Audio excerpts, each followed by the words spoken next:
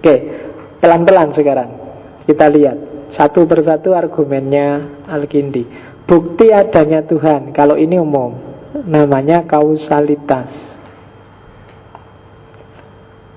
Jadi ini warisannya dari Aristoteles. Jadi kalau di Al-Kindi, coba lihat, semua yang ada di alam semesta ini pasti ada sebabnya. Teh ini ada sebabnya, ya kan? Ada orang nanam teh, yang nanam teh ada sebabnya, selalu ada sebab. Kayu ini ada sebabnya, dari pohon dari siapa, selalu ada sebabnya. Jadi ada rangkaian sebab akibat yang panjang. Cuma secara logis, rangkaian sebab akibat ini kan harus ada titik akhirnya. Tidak masuk akal kalau ada ini sebabnya ini sebabnya ini. Tidak ada akhirnya sama sekali, itu nggak nyampe akal, malah nggak masuk akal. Harus ada satu titik terakhir dari semua sebab. Nah itulah nanti sebab yang pertama yang menyebabkan sesuatu, yang kemudian ada sebab-sebab selanjutnya. Dan bagi seorang muslim, sebab pertama itulah yang disebut Allah. Itu kausalitas. Nah, dan kalau di Al-Kindi sebab itu kan ada sebab yang sifatnya kreasio tadi, sebab yang pertama, yang permulaan, ada sebab lanjutan. Sebab lanjutan, ya contoh gampangnya gini loh. Allah menciptakan Adam, terus anaknya Adam itu yang menyebabkan Adam, cucunya Adam yang menyebabkan anaknya Adam, sudah bukan Allah lagi. Allah adalah puncaknya. Nah, Adam dan seterusnya itu namanya sebab lanjutan, sementara Allah itu sebab awal, sebab yang pertama. Berarti Tuhan itu ada sebagai konsekuensi bahwa kausalitas di alam ini butuh penyebab pertama. Jadi itu argumen paling gampang kalau ada orang tanya, Tuhan ini benar-benar ada apa enggak sih? Ada. Buktinya apa? Coba lihat sekeliling kita. Segala sesuatu ada sebabnya enggak? Kamu ngakuin kausalitas enggak? Iya. Berarti kalau kamu ngaku kausalitas, coba dirangkai, ini sebabnya apa, ini sebabnya apa, terus. Dan menurut kamu sebab ini harus berakhir enggak? Secara rasional harus. Kalau ada yang bilang enggak kok itu muter, enggak bisa, harus ada terakhir. Karena kalau enggak ada akhirnya itu bulat. Kalau di logika namanya tasalsul. Dan tasalsul itu enggak masuk akal. Harus ada sebab yang pertama, yang enggak ada yang menyebabkan dia lagi. Kalau ada yang seperti ini berarti itulah Tuhan.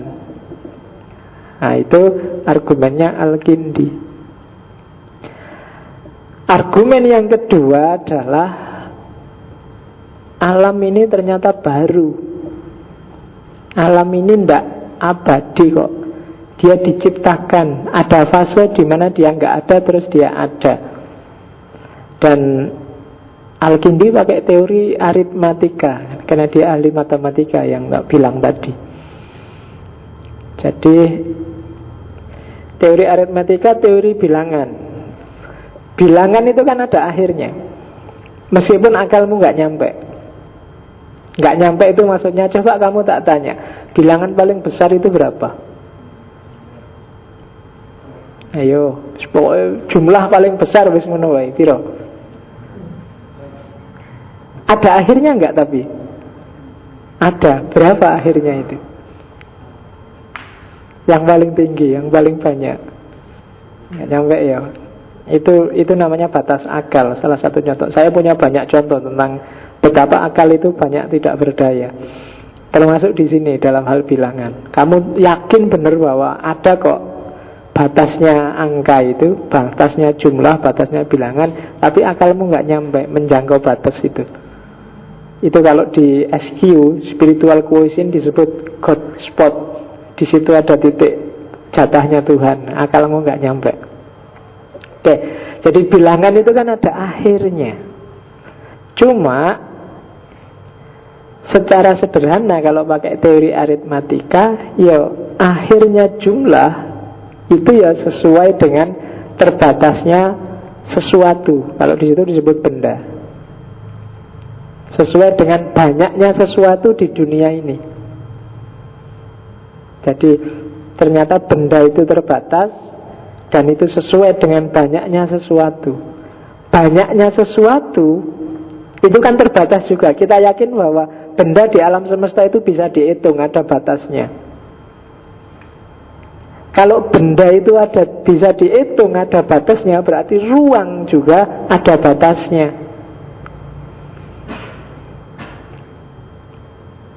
Ya kan? Kalau ruang ada batasnya, berarti gerak juga ada batasnya. Betul. Kalau gerak ada batasnya, berarti waktu juga ada batasnya. Karena yang namanya waktu itu kan geraknya alam semesta ini. 2 hari, 3 hari, tanggal 1, tanggal 2, itu kan gerakannya alam semesta ini. Jadi bilangan itu ada batasnya. Kalau jumlah itu ada batasnya, berarti sesuatu atau benda itu pasti ada batasnya. Kalau benda ada batasnya, berarti ruang juga pasti ada batasnya. Karena tidak ada benda tanpa ada ruang. Kalau ruang ada batasnya, berarti gerak juga ada batasnya. Karena yang namanya gerak itu kan benda yang beredar dalam ruang. Kalau gerak ada batasnya, berarti waktu juga ada batasnya. Kalau waktu juga ada batasnya, berarti alam ini sebenarnya tidak kodim. Dia diciptakan, dia baru. Gitu. Kodim itu kan tidak berwaktu. Atau seandainya ada waktu, waktunya nggak ada batasnya. Ternyata waktunya ada batasnya. Dari semua batas ini tadi ternyata membuktikan bahwa mungkin alam ini memang baru, ciptaan. Dia tidak kodim. Nah, itu bukti kedua bahwa Tuhan itu ada. Oke, bukti yang ketiga adalah kerapian alam. Tidak mungkin alam semesta yang seperti ini kok kebetulan. Loh, itu kan kalau fisika kan Big Bang, Pak. Lah iya, seandainya memang Big Bang, yang ngatur Big Bang itu sejauh mana dia kemudian hancur, sejauh mana kemudian dia rapi, sejauh mana sehingga bumi serapi ini, itu pasti tidak kebetulan. Pasti ada yang ngatur. Matahari itu mungkin kalau lebih dekat 10 cm aja, mungkin bumi sudah tidak bisa ada kehidupan, panas. Atau lebih jauh 10 cm, mungkin di sini beku semua. Pas, alam ini rapi. Ditata sedemikian rupa sehingga begitu manusia datang, dinosaurus punah. Itu kan ada yang ngatur. Itu kan kebetulan Pak, meteor. Iyalah, tapi kan nggak sekedar kebetulan. Kok ya bisa habis sehabis itu? Kok nggak ada sisanya dikit-dikit?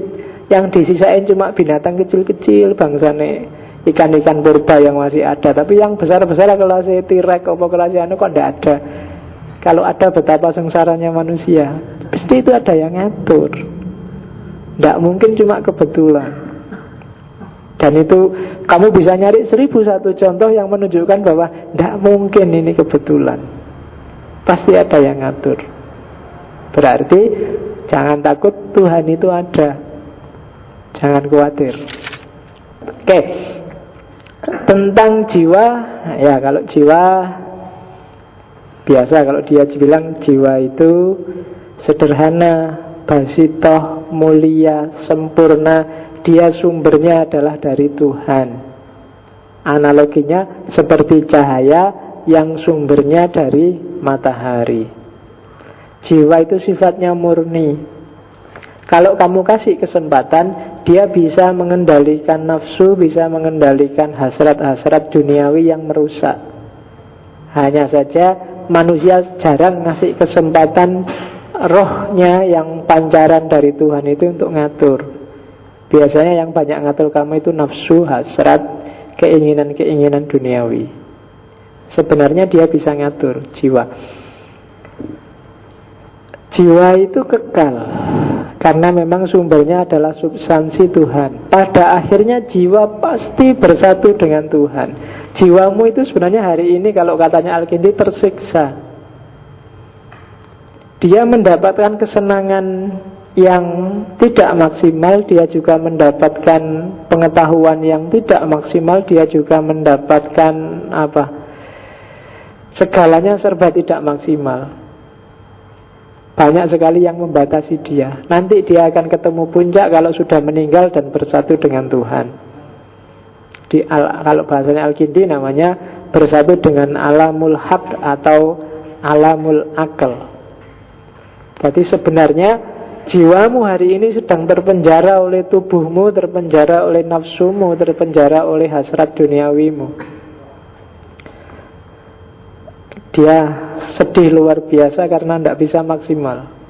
Pengen ketemu Tuhan cuma kamu menghalang-halangi tiap hari. Jadi tidak bisa ketemu Tuhan tiap hari. Ketemunya cuma mikir uang, mikir pacar, mikir kuliah, mikir pulsa, mikir Facebook. Jadi jiwamu itu merana luar biasa kalau pakai teorinya Al-Kindi. Karena dia ingin selalu dekat sama Tuhan. Dan kalau jiwamu tidak terlatih dekat sama Tuhan, kalau di Al-Kindi, nanti kalau kamu meninggal, ada jiwa-jiwa yang kalau bahasanya di film-film kan tersesat. Dia bingung kemudian kemana harus berjalan ketemu Tuhan. Ya meskipun nanti kalau baca di Al-Kindi kemudian di titik ini itu Al-Kindi terus bingung kemana ya jiwa itu kalau tidak ketemu Tuhan. Jiwa-jiwa yang gelap, yang tidak terlatih untuk mendekat dengan Tuhan. Di sini mulai dia agak dalam tanda petik berimajinasi. Oh mungkin jiwa itu mampir-mampir dulu ke planet-planet, mampir ke Nah ini sudah imajinatif. Jadi jiwa yang tidak langsung ketemu sama Tuhan itu dia gentayangan kemana-mana sampai dia ketemu dengan kesempurnaan dirinya, sampai menemukan jalan untuk bersatu sama Tuhan. Jadi kalau di Al-Kindi bukan gentayangan di rumah-rumah tua apa dia tapi kalau dia sampai di planet Mars, Merkurius dia. Jadi kelihatan. Gaya ini nanti diadopsi juga oleh Ibnu Sina dan Al-Farabi. Jadi para filosof itu ada titik-titik ketika dia buntu, terus imajinasinya bermain karena datanya terbatas. Terus daya jiwa. Jiwamu itu punya 4 kekuatan. Yang pertama al-his, rasa, sensasi. Alatnya adalah panca indera. Kemudian daya pertengahan, daya mediator, daya mediasi.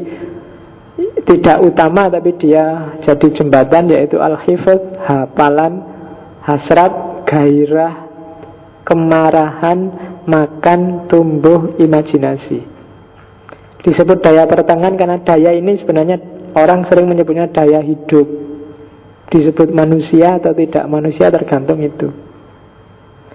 Dan puncaknya adalah daya intelek, daya akal. Ini yang paling tinggi derajatnya. Maka manusia tinggi derajatnya kalau punya ilmu, karena ilmu mengandaikan orang mendayagunakan akalnya. Orang boleh kok pakai daya hifz, orang boleh memanjakan hasrat atau gairah, orang boleh marah, orang bahkan harus makan dan tumbuh, orang boleh berimajinasi, tapi semua harus dalam kontrol akal yang tertinggi.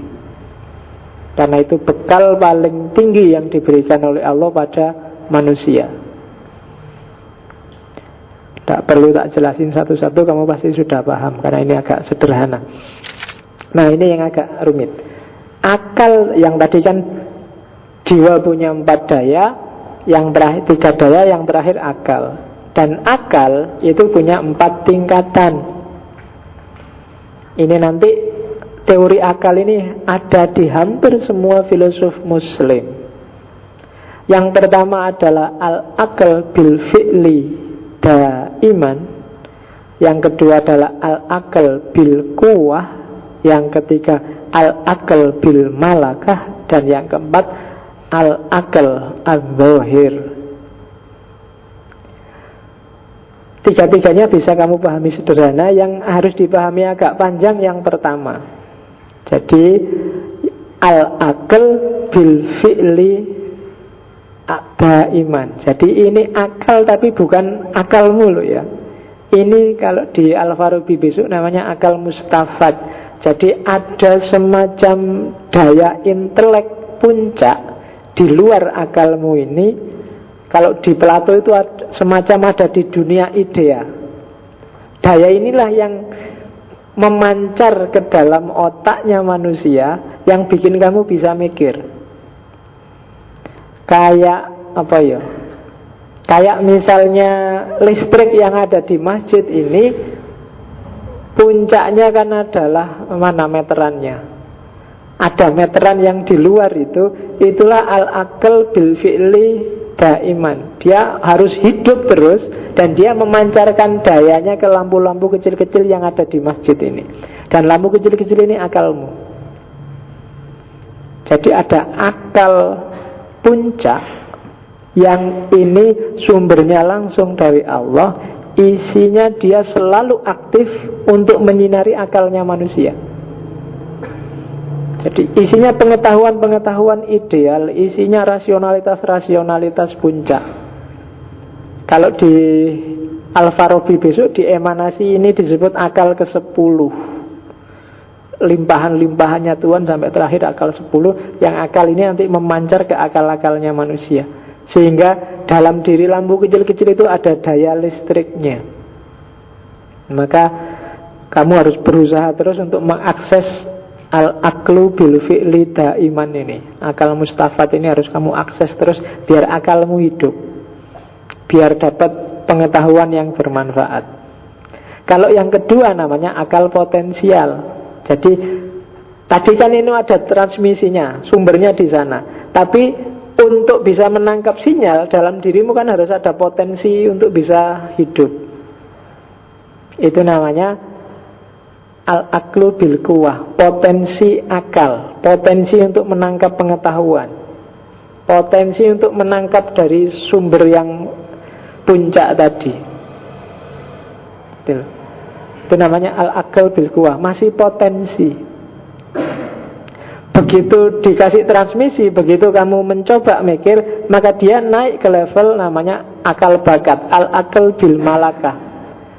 Dari semua tadi kan cuma potensi, sekarang diwujudkan jadi aktual. Jadilah nyala listrik, jadilah kamu ketemu ide, jadilah kamu ketemu pandangan, ketemu pemikiran. Dan kalau ide ini sudah lahir jadi ide, namanya al-aqlu adz-dzahir, akal nyata sudah. Saya punya ide kan, itu berarti sudah al-aqlu adz-dzahir. Aku lihat teh ini misalnya, teh ini sudah dingin mesti, kan tadi sudah jam 7:30. Aku belum menyentuhnya, aku belum meminumnya, tapi sudah bisa tak simpulin ini sudah dingin. Itu kan daya ini yang main. Dan pemahaman universal bahwa setelah sekian jam, setiap sekian menit teh sudah dingin, itu sumbernya dari akal yang bil fi'li daiman tadi, pemahaman-pemahaman universal. Terus ditransmisikan ke akal yang tadi potensi, terus hidup, terus jalan, terus menyimpulkan, loh kan bener dingin. Kalau sudah ide ini berarti namanya al-aqlu adz-dzahir. Dan ini harus hidup terus untuk kamu kritis, untuk kamu bisa membaca realitas. Kalau enggak ya enggak bisa. Kamu akan banyak dibohongi seperti hari ini, karena mungkin akalmu nggak terlalu nyala. Mungkin sudah konslet sama pusatnya yang di atas. Kamu dihapusi. Iya, hati-hati kadang-kadang banyak wawasan-wawasan yang menjebak kita. Kadang-kadang kayak iya tapi enggak. Kenapa kamu nggak bisa baca? Ya mungkin sumber yang di atas masih nggak nyambung sama kamu. Sama akal mustafad, akal 10, al-aqlu bil fi'li daiman. Oke, itu akal. Akal terbatas, ya. Oleh karena itu kamu butuh bantuan dari Allah. Dan Allah sudah ngasih bantuan. Kamu dikasih wahyu. Ada wahyu formal, ada wahyu non formal. Yang formal sudah dibukukan, yang non formal tergantung kedekatanmu sama Allah. Itu nanti namanya ilham, intuisi. Kenapa? Karena akal kita terbatas. Nggak semua pengetahuan bisa kita akses. Dan Allah murah hati ngasih kita selalu petunjuk. Makanya setiap sholat kita di Fatihah itu disebut ihdinas siratal mustaqim. Kamu selalu harus minta hidayah. Kenapa? Karena akal kita terbatas. Itu teorinya Al-Kindi. Oke. Terakhir, epistemologinya, ya kalau ini sederhana, bahwa pengetahuan itu ada kalanya dari indera, ada kalanya dari akal. Ada kalanya partikular.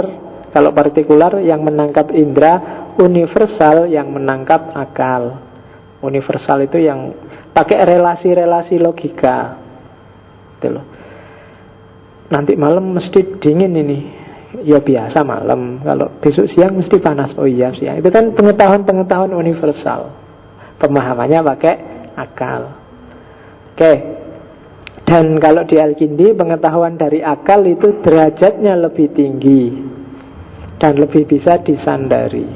Oke ya, saya akhiri sampai di sini. Wallahul muwaffiq, wallahu a'lam bissawab. Wassalamualaikum warahmatullahi wabarakatuh.